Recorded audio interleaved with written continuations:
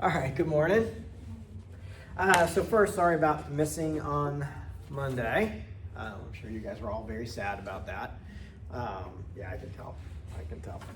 But I think we're still fine to get through the things that we need to this semester. So we left off, if you can remember back to last Friday, we were talking about the idea of how outside groups kind of affect what goes on in policymaking, right? And so we thought about interest groups, we thought about the public, and the last group that Kingdon looks at is the media. And if we kind of ask some of the same questions, again, we can get some different answers here. So when it comes to affecting the agenda, right? What is it that people in office are talking about? What are the issues they feel like they have to deal with?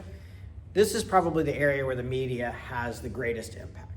Right? If media outlets are spending a great deal of time talking about an issue, particularly connecting that issue to either the lives of their viewers, right? This issue really matters and it's directly affecting you, or just, appealing to their emotions about how this is affecting other people, that can force issues on the agenda that elected officials may or may not want to talk about, right? And so this kind of thing can happen all the time. Anytime you think about, for example, conflicts going on in other parts of the world, there are ways in which those conflicts might directly affect us, but they're often kind of convoluted and it's not so apparent, right? Not at all apparent, as if it were a conflict that were happening on U.S. soil, right?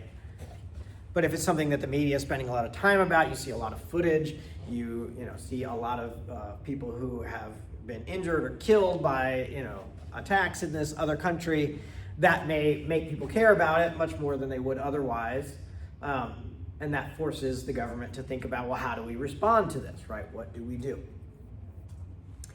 On the other hand, when it comes to affecting the options that are being considered, media outlets have a much more difficult time really kind of shaping the specific policy options that elected officials are going to think about, right? And think about what the media do, right? Reporting on a story, getting people to care about a story is a very different enterprise from saying, and this is the right solution to that problem. This is what we should be doing. In fact, what tends to happen is that you have a variety of experts or other people who are being interviewed about the problem who all suggest different ideas. And so there's just kind of noise about what the solution is from the perspective of the audience, right? I'm hearing this idea from this person, that idea from that person, that's being criticized over here, that's being criticized over there. I still don't know what the right answer is, just as a viewer, as a reader, as a listener, right? I know I care about it, I know that they've talked about it a lot, and I think it's important and we should do something, but the media don't really shape what we think that answer should be, so they're not really pushing options into consideration that elected officials weren't going to think about otherwise, right?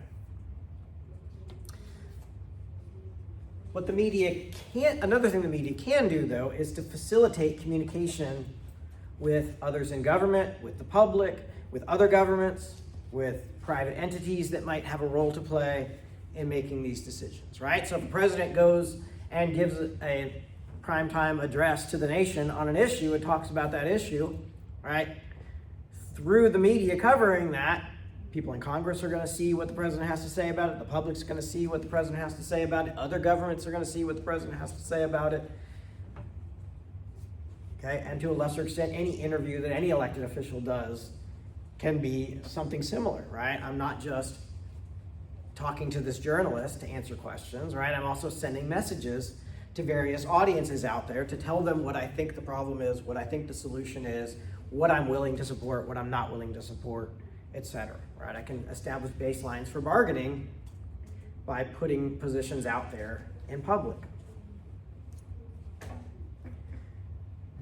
Okay, we do have to keep in mind as well that the selection criteria for media outlets, right? What do they cover, is not really about what's the most important news or even what do I think the government should be doing something about, right? What's the goal of media outlets, the main goal of media outlets?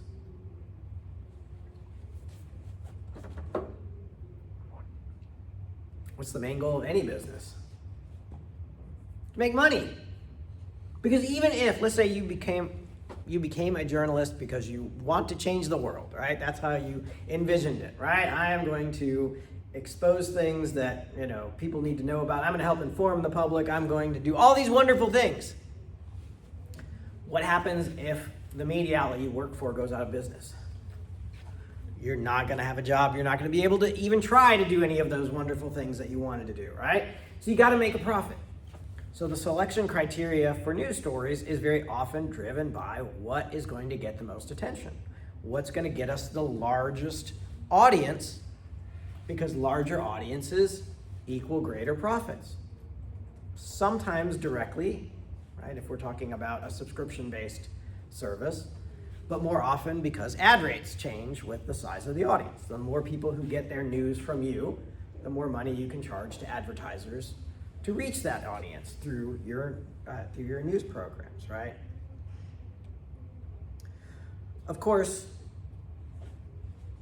we also have this, relatively recent development of a mechanism that kind of goes around traditional media. It encapsulates some of traditional media, but includes a whole lot of other individuals, organizations, all spreading information, right? So we have social media.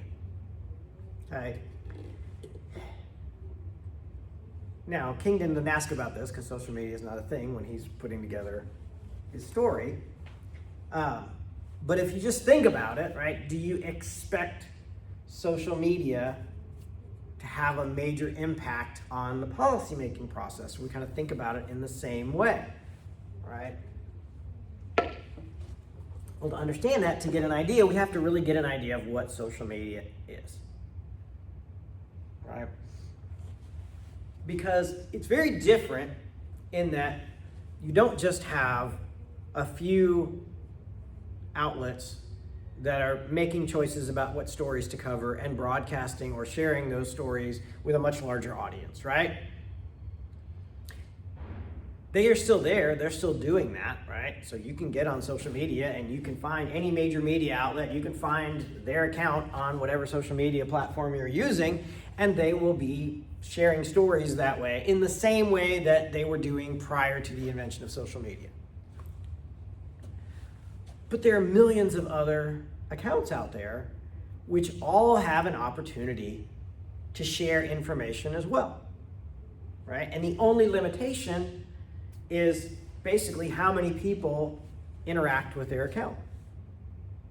So there are individuals who are not journalists, they're not elected officials, they're not in any sort of position that traditionally would have given them an opportunity to reach the public with a particular perspective or particular information, right?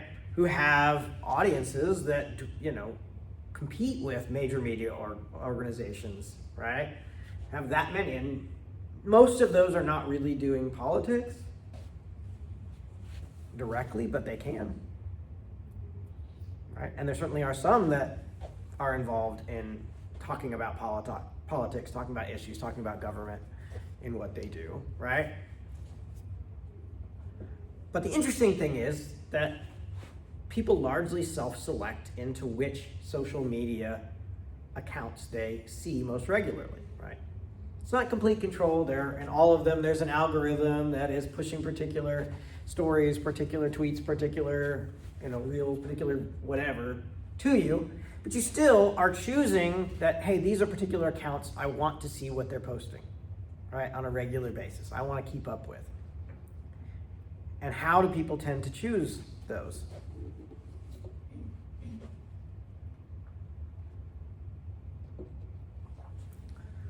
I mean, if you are on social media at all, did you just randomly pick accounts to follow? I'm gonna close my eyes and I will follow that account. Just based on what they post. Okay, based on what they post, it's some sort of shared interest, right? Something they posted that you found interesting, funny, whatever it might be, right? You responded to and you said, I would like to see more things like this, right? Or I like that person and I would like to keep up with what that person or that organization is doing, right? So what tends to happen is most people follow people who share something in common with them. And so when you talk about people who are engaged in conversations about politics through social media, they're most often directly interacting with people who already agree with them on issues, right?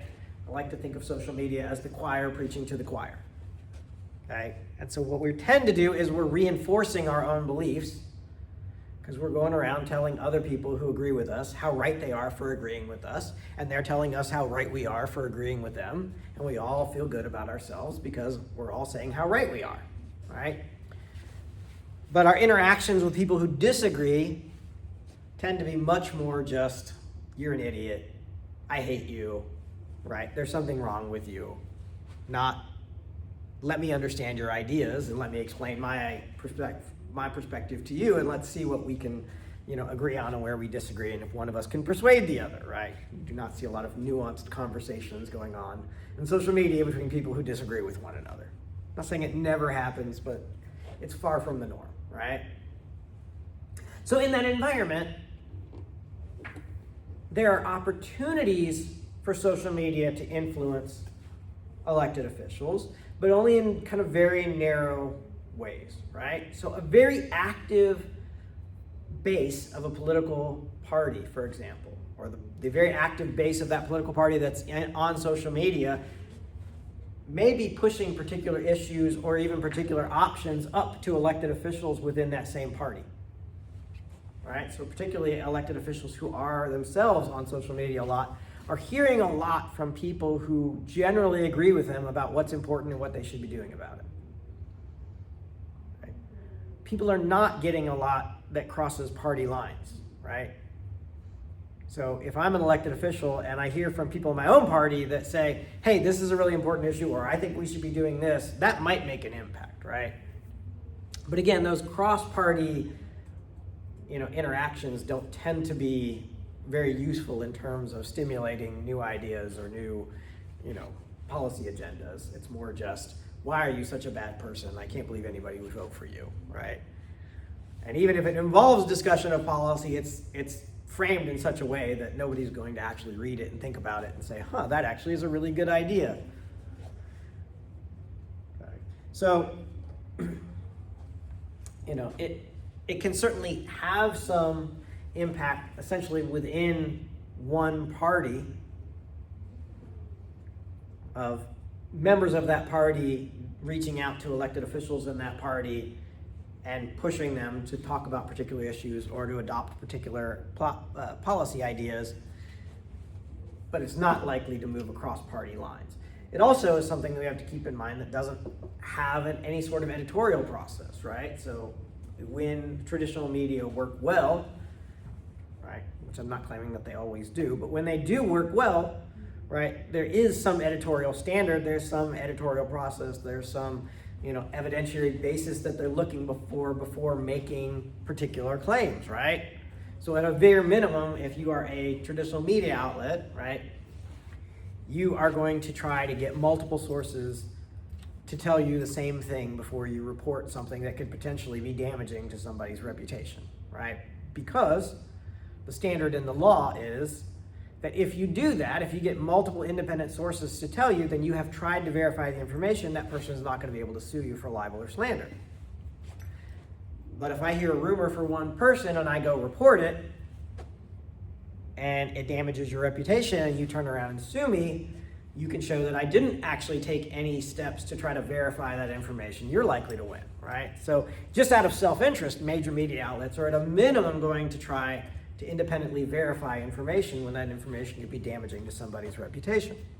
Okay. Hopefully their standards are a little bit more than that, but that's the bare minimum that in order to maintain yourself as a business and not get sued out of business, you're going to try to maintain, right? But that doesn't apply in the same way in social media, right? And let's face it, if an anonymous account shares a rumor about somebody, that's probably not going to generate a lawsuit in the long run, right? Or it's going to be very hard to win, especially if the person that the rumor is about is a public figure where it's much harder for you to sue a private citizen for things that they say about a public figure than what one private citizen says about another private citizen. All right.